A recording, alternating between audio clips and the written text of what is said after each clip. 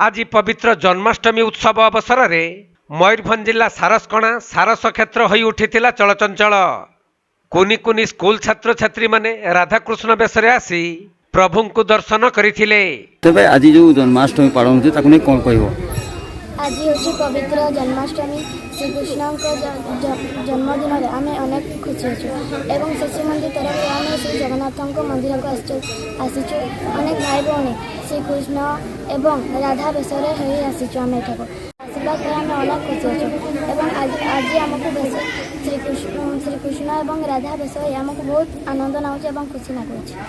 तेबे पौराणिक किंवदंती कहे आजिर दिन में भगवान विष्णु कृष्ण रूप में धरारे जन्म ग्रहण करथिले। तेणु एही दिनटीर स्वतंत्र तात्पर्य रहितबा बेले विभिन्न स्थान रे एहाको महा आडंबर सहकारे पालन करा जाइथाय। आउ कुनी कुनी पिला माने राधाकृष्ण बेश साजी प्रतियोगिता रे मध्य भाग नै थांती। तेणु सेहीपरि एक दृश्य देखिबाकू मिलिथिला सारस क्षेत्र रे।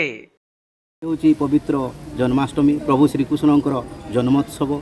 ए अवसर रे मथुरा ठारू आरंभ करी श्रीक्षेत्र पर्यंत पुणी श्रीक्षेत्र ठारू सारस क्षेत्र पर्यंत गाँ गंडा सहर नगर पुरपल्ली सबु जगार प्रभुंकर ए जन्मतिथि रे उत्सवर माहौल। ए अवसर रे आम शिशु मंदिर भाई भौणी माने अति आनंद रे राधाकृष्ण बेशरे सुसज्जित हो सारस क्षेत्र सारसकणा श्री जगन्नाथ मंदिर बेढ़ारे प्रभुंक सम्मुख रे भजन कीर्तन जणाण गाई प्रभुंकर आशीर्वाद भिक्षा करिसंती।